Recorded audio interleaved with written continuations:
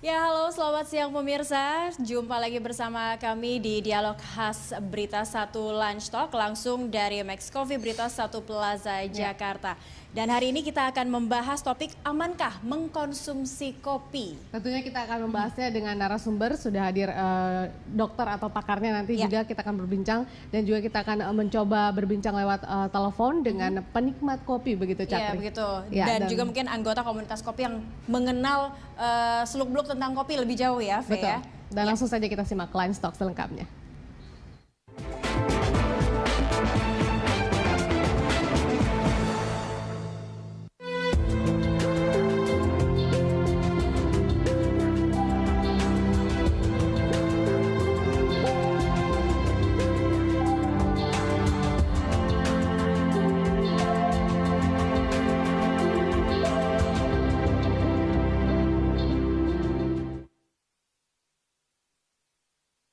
Kasus Wayan Mirna Salimin yang menderita kejang-kejang dan meninggal dunia usai meminum seteguk kopi di salah satu restoran di Mall Grand Indonesia dikait-kaitkan dengan jenis kopi yang diminumnya. Bahkan spekulasi bahwa kopi yang diminumnya lah yang menyebabkan kematian Mirna. Namun polisi hingga kini belum berani mengambil kesimpulan sebab saat ini polisi masih meneliti sampel kopi dan cairan dari mulut korban. Menurut keterangan yang didapat polisi, Mirna memesan secangkir es kopi Vietnam. Kopi Vietnam atau Vietnamese coffee sebenarnya bukan jenis kopi, melainkan hanya cara penyajiannya saja. Kopi ini baru tren di Indonesia sejak tahun 2014 lalu.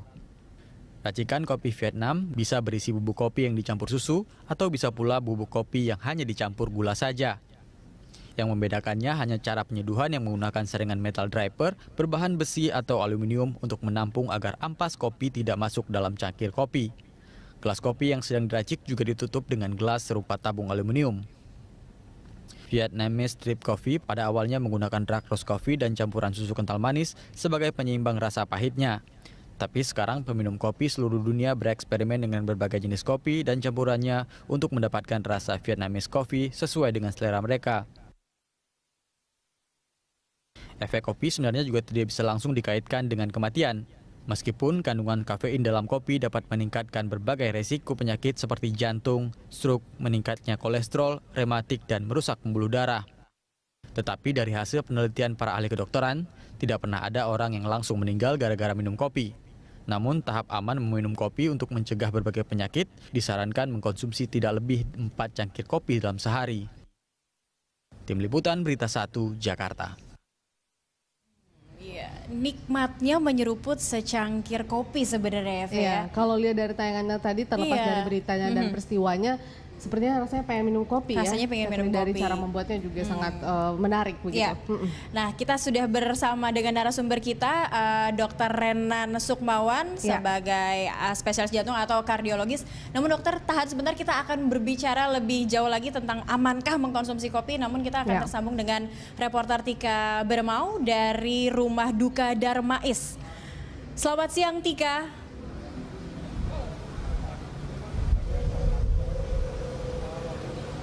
Iya.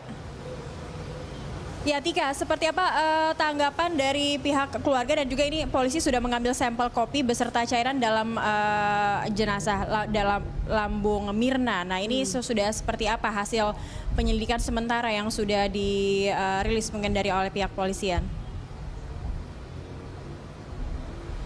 Ya, Cakri dan Faye, memang benar sampai saat ini pun keluarga masih menunggu hasil penyelidikan dari pihak kepolisian terkait meninggalnya Wayan Mirna Salihin, di mana sampai saat ini pun dari pihak kepolisian dalam hal ini Polsek Metro Tanah Abang Jakarta Pusat masih mendalami penyebab kematian dari Mirna Salihin, wanita berusia 27 tahun setelah meminum sebuah kopi di sebuah kafe di pusat perbelanjaan Grand Indonesia. Dan sampai saat ini pun dari pihak kepolisian telah mengumpulkan sejumlah alat bukti dan juga sejumlah keterangan saksi seperti keterangan dari dua rekan Mirna Salihin yang saat itu juga bersama dengan Mirna dan juga memesan minuman dari kafe yang sama. Dan selain itu juga polisi telah mendapatkan keterangan dari 4 orang pegawai di kafe tersebut. Dan juga ada beberapa alat bukti yang telah dikumpulkan oleh pihak kepolisian kepolisian seperti cairan yang berada di lambung dari korban dan juga gelas yang telah digunakan korban serta kandungan kopi Vietnam produk dari kafe tersebut. Dan hingga saat ini pun polisi masih belum dapat mengambil kesimpulan terkait penyebab kematian dari Mirna karena masih menunggu hasil uji lab dari minuman yang telah diminum oleh Mirna karena saat ini pun masih diuji di laboratorium forensik Mabes Polri. Cakri dan Faye. Ya. Baik, Tika, ini kan ada juga informasi yang beredar bahwa Mirna ini sendiri atau almarhumah Mirna ini meninggal karena diracun. Bagaimana kemudian tanggapan keluarga terkait berita tersebut? Ya, Cakri dan Faye, hingga saat ini pun kami masih belum berhasil menemui pihak keluarga dari Niwayan Mirna Salihin ini yang saat ini pun memang tengah berada di dalam rumah duka Rumah Sakit Darmais, Jakarta Barat, tengah mendampingi di sisi jenazah almarhumah. Dan memang ada pun jenazah Niwayan Mirna Salihin ini memang disemayamkan di rumah duka Rumah Sakit Darmais sejak kemarin, tepatnya di kamar EF lantai dasar. Dan rencananya esok Mirna Salihin ini akan dimakamkan di tempat pemakaman umum di Gunung Gadung, Bogor pada pukul 10 waktu Indonesia Barat. Kejadian ini memang cukup menarik tanggapan dari berbagai masyarakat di mana selain ramai di media sosial, kami memantau di sini juga di depan rumah duka banyak sekali karangan bunga yang telah ada ucapan bela-sungkawa dan juga kami memantau di sini ada beberapa kerabat dari almarhumah yang memberikan penghormatan terakhir kepada almarhumah, di mana Mirna Salihin ini memang merupakan wanita berkelahiran tahun 1988, saat ini menginjak usia 27 tahun, anak dari seorang pengusaha yang bernama Darmawan Salihin. Ia ini merupakan lulusan dari perguruan tinggi di Sydney, Australia, dan baru menikah selama 1 bulan dengan suaminya yang bernama Arif Sumarko. Mirna ini merupakan korban yang meninggal dunia pada saat meminum es kopi Vietnam di salah satu kedai kopi di Mall Grand Indonesia pada hari Rabu yang lalu, dan sampai saat ini pun keluarga masih menunggu hasil penyelidikan untuk mengetahui penyebab dari kematian Niwayan Mirna Salihin ini. Demikian Cakri dan Faye. Baik, terima kasih Tika Berema melaporkan langsung dari rumah duka Rumah Sakit Darmais. Kita juga turut berduka cita begitu dengan apa yang dihadapi keluarga Mirna, khususnya dengan kepergian Mirna. Dan kita paham kemudian keluarga tidak memberikan komentar sama sekali begitu Cakri ya. Masih dalam kondisi berduka dan ini sedang berada mendampingi kondisi jenazah dan keluarga yang lain. Baik, kita langsung ke narasumber kita. Selamat siang Dokter Renan. Selamat siang, makasih Mbak Cakri, Mbak Faye. Ya. Dokter, ini kan secara garis besar kita masih melihatnya ini penyebabnya karena mengkonsumsi kopi, Dok. Tapi berbicara mengenai kopi dan zat yang ada di dalamnya, apakah memang kopi ini adalah salah satu pemicu kematian atau pernahkah kemudian atau banyak kasus yang disebabkan oleh kopi begitu, mengkonsumsi kopi? Baik, saya kira pertama untuk kasus ini ya, terus kalau almarhumah Mbak Mirna tentu kita berbela-sungkawa, duka cita ya. Tetapi untuk sampai ke kasus ini kausanya apa, apakah betul karena kopi, kita tidak punya hak untuk bicara sampai sana. Tapi yang saya bisa sampaikan adalah evidence yang ada di literatur. Ini tentang kopi ini, apalagi terkait dengan jantung dan pembuluh darah yang menjadi bidang keahlian saya. Ini sudah ada literaturnya puluhan bahkan ratusan literatur dan hasilnya memang conflicting. Conflicting itu mulainya awal-awal tahun 2000-an dulu kita menganggapnya efeknya buruk ya, jelek, menimbulkan macam-macam ya. Tapi studi-studi terakhir bahkan tahun kemarin 2005 ada 2 studi besar yang justru agak unik, agak membuat kita berpikir ulang. Ternyata efek protektifnya justru menurunkan insiden penyakit jantung dan pembuluh darah. Dan itu membuat kita berpikir apa sebenarnya mekanismenya. Jadi American Heart Association, asosiasi jantung Amerika, pada tahun lalu menyampaikan bahwa satu side effect dari kopi tentu ada satu apa yang disebut sebagai stimulasi central nervous system. Jadi menstimulasi susunan saraf pusat. Apakah efeknya berbahaya atau tidak? Sebentar dulu, karena side-nya itu umumnya adalah ringan saja, takikardi, jantungnya berdebar-debar, atau misalnya tensi naik sedikit, tetapi efek itu tidak masalah bagi mereka yang jantungnya lemah, Dok. Kita bicarain populasi luas ya, sudah luas itu hampir tidak didapatkan perbedaan bermakna namanya. Jadi kemudian efek yang kedua disampaikan bahwa dia bisa melisiskan asam jaringan adipos jaringan lemak gitu ya, sehingga terbentuk asam lemak yang banyak di tubuh, lebih beredar begitu, sehingga sehingga LDL-nya umumnya naik. LDL itu komponen kolesterol yang kita tahu ya. Nah, ketiga efek yang juga diingatkan oleh American Heart Association adalah apa yang disebut sebagai efek diuretik. Jadi dia bekerja di ginjal, sehingga dia membuat, kalau Anda tahu sering mungkin mengalami setelah minum kafein atau bisa kopi, bisa teh ya, jangan lupa bahwa kafein tidak hanya pada kopi, ada teh juga di dalam dan sebagainya. Itu dapat menimbulkan urinalis, jadi kencing berlebih begitu ya gampangnya ya. Dan kemudian efeknya tentu boleh kita sebut dehidrasi, karena itu saja yang bisa disampaikan. Jadi dan ada memang studi-studi mengatakan bahwa ini terkait dengan penyakit jantung dan pembuluh darah yang meningkat, tetapi studi-studi terakhir bahkan seperti saya sampaikan tadi, ada efek-efek protektif justru pada kelompok-kelompok yang apa yang disebut moderate consumption. Kalau dokter katakan ini efeknya justru efek protektif seperti itu, tapi kenyataannya mungkin yang beredar juga untuk kasus almarhumah Mirna, dia ada juga yang beredar sebelumnya mengkonsumsi obat diet seperti itu. Apakah sebenarnya kopi juga ada kontradiktif dengan obat-obat tertentu saat seseorang setelah mengkonsumsi harusnya idealnya ada jarak jeda berapa waktu baru bisa mengkonsumsi minuman mengandung kafein? Seperti apa? Seperti minum susu atau jus mungkin dok, kita harus minum apa? Bisa tetapi memang dengan memperhatikan side effect minum kopi tadi, tentu kita perhatikan individual effect ya. Yang ada di studi-studi besar itu umumnya pada populasi, whole populasi, dan pada populasi kebanyakan tidak ada hubungan antara kesimpulan akhirnya adalah yang kita pegang sampai sekarang, mungkin juga berubah dengan studi-studi yang lain, tetapi setidaknya sampai hari ini apa yang disampaikan bahwa tidak ada hubungan langsung antara insiden penyakit jantung dan pembuluh darah dengan minum kopi pada populasi normal. Mungkin pada polisi-polisi khusus, katakan misalnya side effect satu lagi yang mungkin perlu kita ingat, dia asam ya. Mungkin kopi mengandung asid seperti itu. Mistisnya hati-hati pada orang yang ada penyakit lambung misalnya. Kalau untuk jantung dok?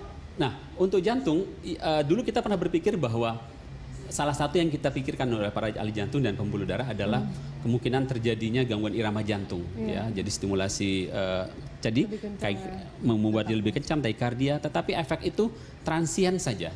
Transien itu sebentar saja, efeknya normalize lagi dan tidak ditemukan perbedaan bermakna, artinya pada kelompok populasi besar bahwa setelah minum itu akan irama jantungnya menjadi ada yang disebut gangguan irama aritmia, gangguan irama, baik apa yang disebut atrial contraction maupun ventricular contraction yang prematur, itu tidak didapatkan perbedaan bermakna, artinya tidak efeknya itu tidak berbahaya, boleh saya katakan begitu. Oke, berarti bisa disimpulkan bahwa sebenarnya ini juga sesuai kondisi tubuh si penikmat kopinya itu sendiri. Efeknya akan berbeda-beda juga setiap orang. Berarti minum kopi itu kita juga harus mengetahui kondisi tubuh kita seperti apa atau bagaimana dokter? Ya, yang perlu kita ingat bahwa ada side effect tadi warning, tetapi pada populasi normal tidak menimbulkan masalah karena efeknya seperti saya sebut tadi transien dan tidak menimbulkan sesuatu yang berkepanjangan.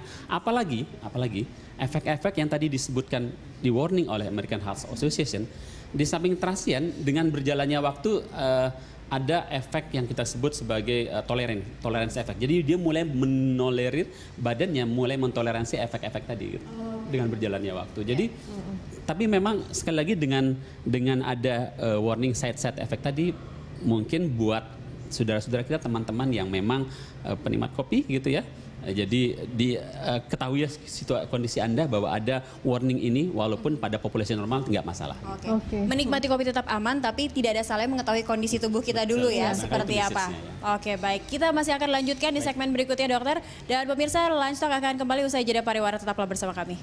Menurunkan insiden penyakit jantung dan pembuluh darah itu, dan itu membuat kita berpikir apa sebenarnya mekanismenya. Jadi American Heart Association, asosiasi jantung Amerika, pada tahun lalu menyampaikan bahwa satu side effect dari kopi tentu ada satu apa yang disebut sebagai stimulasi central nervous system. Jadi menstimulasi susunan saraf pusat. Apakah efeknya berbahaya atau tidak sebentar dulu, karena side-nya itu umumnya adalah ringan saja, takikardi, jantungnya berdebar-debar, atau misalnya tensi naik sedikit, tetapi efek itu tidak masalah bagi mereka yang jantungnya lemah, Dok. Kita bicarain populasi luas ya, sudah luas itu hampir tidak didapatkan perbedaan bermakna namanya. Jadi kemudian efek yang kedua disampaikan bahwa dia bisa melisiskan asam jaringan adipos jaringan lemak gitu ya, sehingga terbentuk asam lemak yang banyak di tubuh, lebih beredar begitu, sehingga sehingga LDL-nya umumnya naik. LDL itu komponen kolesterol yang kita tahu ya. Nah, ketiga efek yang juga diingatkan oleh American Heart Association adalah apa yang disebut sebagai efek diuretik. Jadi dia bekerja di ginjal, sehingga dia membuat, kalau Anda tahu sering mungkin mengalami setelah minum kafein atau bisa kopi, bisa teh ya, jangan lupa bahwa kafein tidak hanya pada kopi, ada teh juga dan sebagainya. Itu dapat menimbulkan urinalis, jadi kencing berlebih begitu ya gampangnya ya. Dan kemudian efeknya tentu boleh kita sebut dehidrasi, karena itu saja yang bisa disampaikan. Jadi dan ada memang studi-studi mengatakan bahwa ini terkait dengan penyakit jantung dan pembuluh darah yang meningkat, tetapi studi-studi terakhir bahkan seperti saya sampaikan tadi, ada efek-efek protektif justru pada kelompok-kelompok yang apa yang disebut moderate consumption. Kalau dokter katakan ini efeknya justru efek protektif seperti itu, tapi kenyataannya mungkin yang beredar juga untuk kasus almarhumah Mirna, dia ada juga yang beredar sebelumnya mengkonsumsi obat diet seperti itu. Apakah sebenarnya kopi juga ada kontradiktif dengan obat-obat tertentu saat seseorang setelah mengkonsumsi harusnya idealnya ada jarak jeda berapa waktu baru? Saat ini pun dari pihak kepolisian telah mengumpulkan sejumlah alat bukti dan juga sejumlah keterangan saksi seperti keterangan dari dua rekan Mirna Salihin yang saat itu juga bersama dengan Mirna dan juga memesan minuman dari kafe yang sama. Dan selain itu juga polisi telah mendapatkan keterangan dari 4 orang pegawai di kafe tersebut. Dan juga ada beberapa alat bukti yang telah dikumpulkan oleh pihak kepolisian seperti cairan yang berada di lambung dari korban dan juga gelas yang telah digunakan korban serta kandungan kopi Vietnam produk dari kafe tersebut. Dan hingga saat ini pun polisi masih belum dapat mengambil kesimpulan terkait penyebab kematian dari Mirna karena masih menunggu hasil uji lab dari minuman yang telah diminum oleh Mirna karena saat ini pun masih diuji di laboratorium forensik Mabes Polri. Cakri dan Faye. Baik, Tika, ini kan ada juga informasi yang beredar bahwa Mirna ini sendiri atau almarhumah Mirna ini meninggal karena diracun. Bagaimana kemudian tanggapan keluarga terkait berita tersebut?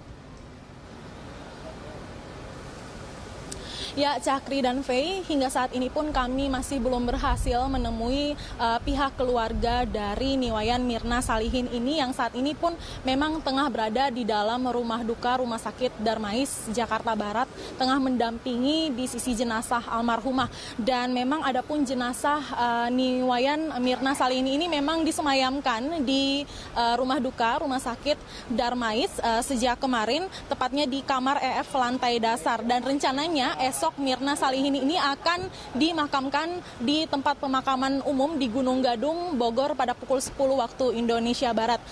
Kejadian ini memang cukup menarik tanggapan dari berbagai masyarakat, di mana selain ramai di media sosial, kami memantau di sini juga di depan rumah duka banyak sekali karangan bunga yang telah ada ucapan belangsungkawa, dan juga kami memantau di sini ada beberapa kerabat dari almarhumah yang memberikan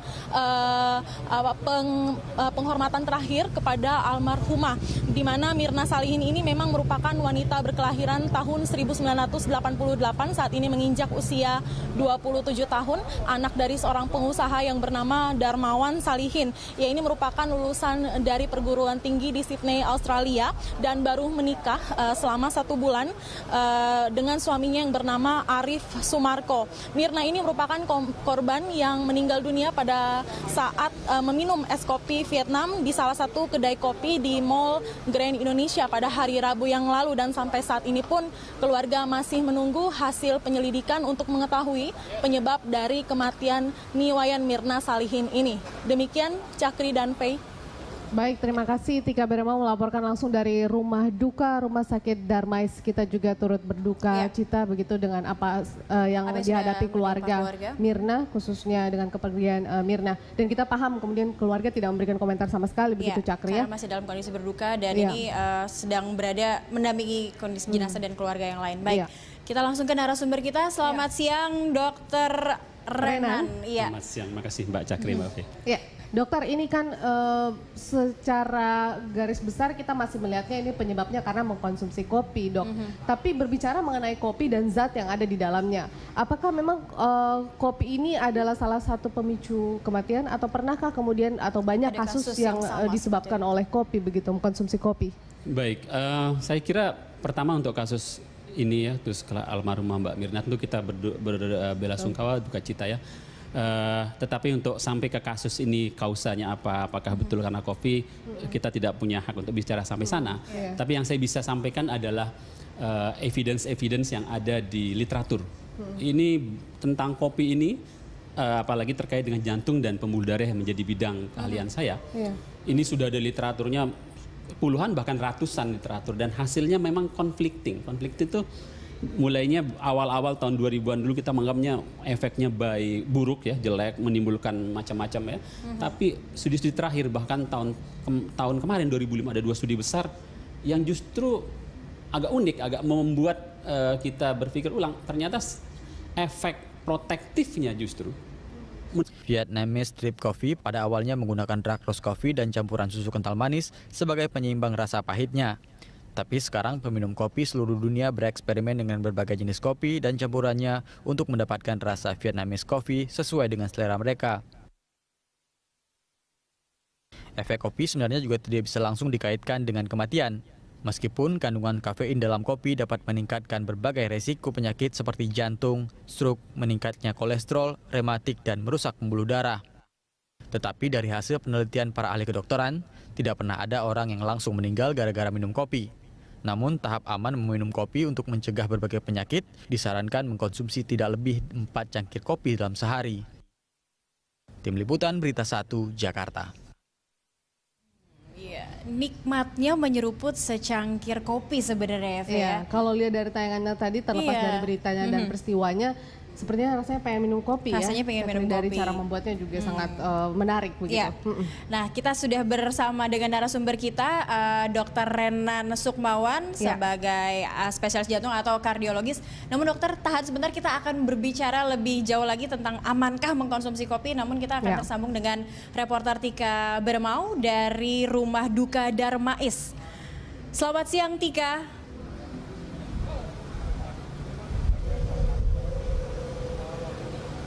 Iya. Ya Tika, seperti apa tanggapan dari pihak keluarga dan juga ini polisi sudah mengambil sampel kopi beserta cairan dalam jenazah dalam lambung Mirna. Nah ini sudah seperti apa hasil penyelidikan sementara yang sudah dirilis mungkin dari oleh pihak polisian? Ya, Cakri dan Faye, memang benar sampai saat ini pun keluarga masih menunggu hasil penyelidikan dari pihak kepolisian terkait meninggalnya Niwayan Mirna Salihin, di mana sampai saat ini pun dari pihak kepolisian dalam hal ini Polsek Metro Tanah Abang, Jakarta Pusat masih mendalami penyebab kematian dari Mirna Salihin, wanita berusia 27 tahun setelah meminum sebuah kopi di sebuah kafe di pusat perbelanjaan Grand Indonesia. Dan sampai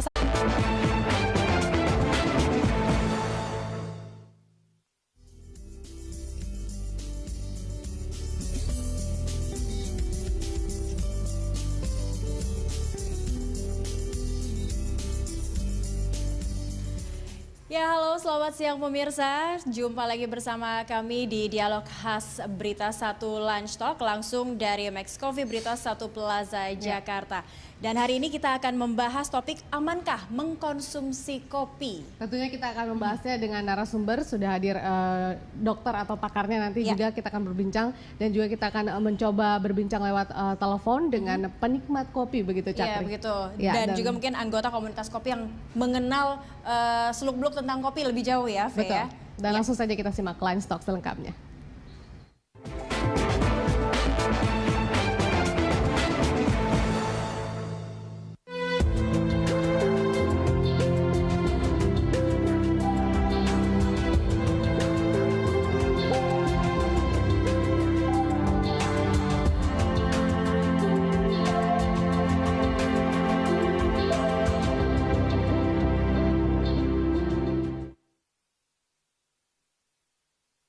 Kasus Wayan Mirna Salimin yang menderita kejang-kejang dan meninggal dunia usai meminum seteguk kopi di salah satu restoran di Mall Grand Indonesia dikait-kaitkan dengan jenis kopi yang diminumnya. Bahkan spekulasi bahwa kopi yang diminumnya lah yang menyebabkan kematian Mirna. Namun polisi hingga kini belum berani mengambil kesimpulan sebab saat ini polisi masih meneliti sampel kopi dan cairan dari mulut korban. Menurut keterangan yang didapat polisi, Mirna memesan secangkir es kopi Vietnam. Kopi Vietnam atau Vietnamese coffee sebenarnya bukan jenis kopi, melainkan hanya cara penyajiannya saja. Kopi ini baru tren di Indonesia sejak tahun 2014 lalu. Racikan kopi Vietnam bisa berisi bubuk kopi yang dicampur susu atau bisa pula bubuk kopi yang hanya dicampur gula saja. Yang membedakannya hanya cara penyeduhan yang menggunakan saringan metal dropper berbahan besi atau aluminium untuk menampung agar ampas kopi tidak masuk dalam cangkir kopi. Gelas kopi yang sedang diracik juga ditutup dengan gelas serupa tabung aluminium.